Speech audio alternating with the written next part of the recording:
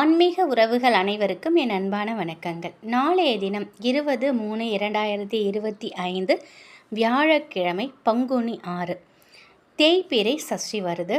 நாளைய தினம் முழுவதுமே சஷ்டி திதி இருக்குது. முருக வழிபாட்டிற்கு சில நாட்கள் உகந்தது.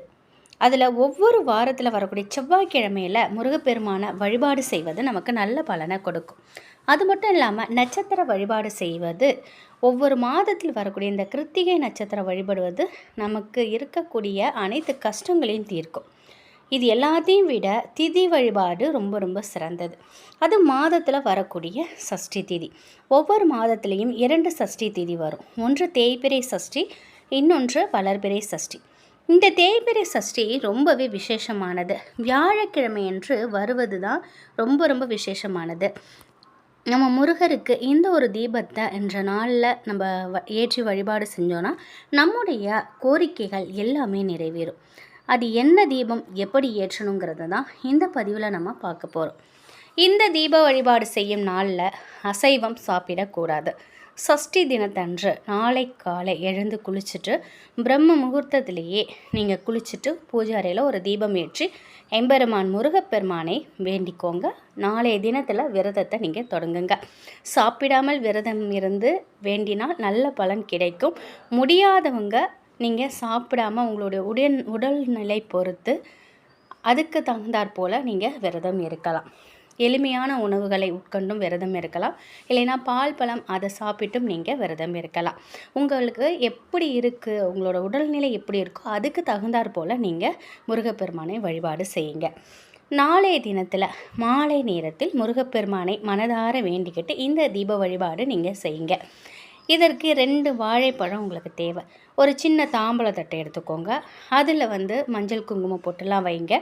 அதில் 2 வாழைப்பழத்தை வச்சு அந்த வாழைப்பழத்தோட நடுவில் கட்டமாக நீங்கள் கொஞ்சமாக வெட்டி எடுத்துக்கோங்க. அதில் நெய் ஊற்றி பஞ்சத்திரி போட்டு தீபம் ஏற்றுங்க. இந்த தீபம் ஏற்றும் பொழுது எம்பெருமான் முருகப்பெருமானை நினைத்து மனசார வேண்டிக்கோங்க. இந்த தீபத்திற்கு நெய்வேத்தியம் ஏதாவது எளிமையான முறையில் செஞ்சு வச்சு நீங்கள் வழிபாடு செய்யுங்க. அப்படி எதுவுமே இல்லைனாலும் ஒரு டம்ளர் பால், அதில் வெல்லம் கலந்து கொஞ்சம் ஏலக்காய் தூள் போட்டு கூட நீங்கள் நெய்வேத்தியம் வைக்கலாம். அது உங்களுடைய விருப்பம். முருகர் வழிபாட்டுக்கு எப்படி நம்ம செய்வோமோ, வெற்றிலைப்பாக்கு பூ பழம் வச்சு நம்ம செய்வோம் இல்லையா, அதே போல் இதை வெற்றிலைப்பாக்கு பூ பழம் எல்லாத்தையும் வச்சுட்டு அதோடு இந்த தீபத்தையும் ஏற்றி நீங்கள் முருகப்பெருமானை வேண்டிக்கோங்க. இந்த விரதத்தை தொடங்குகிற நாள் பார்த்திங்கன்னா தேய்பிறை சஷ்டியில் தொடங்குங்க.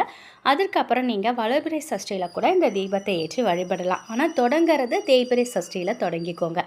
இந்த தீப வழிபாடு தொடர்ந்து செய்து வரும்பொழுது நீங்கள் வேண்டும் அனைத்து விஷயமும் உங்களுக்கு கைகூடும் அப்படின்னே சொல்லலாம்.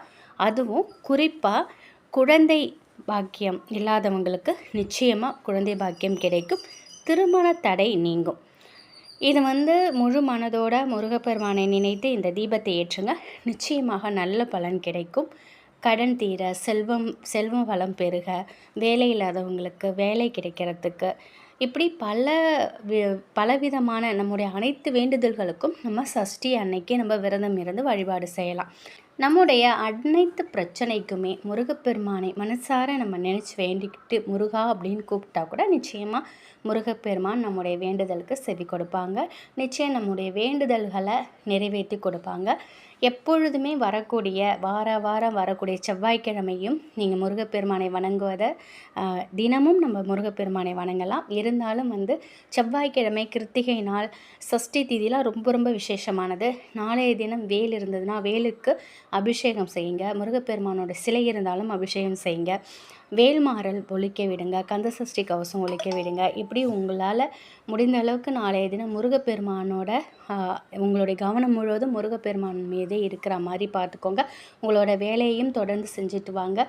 முருகப்பெருமானை அனைதினமும் வணங்கிட்டு வாங்க. நிச்சயமாக உங்களுடைய வேண்டுதல் அனைத்துமே கட்டாயம் முருகப்பெருமான் நிறைவேற்றி கொடுப்பாங்க. நிச்சயம் இந்த ஒரு தகவல் உங்களுக்கு பயனுள்ளதாக இருக்கும் அப்படின்னு நம்புகிறேன். முருகப்பெருமானின் அருளில் உங்கள் வீட்டில் செல்வ செழிப்பும் மகிழ்ச்சியும் ஆரோக்கியமும் நிலைத்திருக்கட்டும். நன்றி.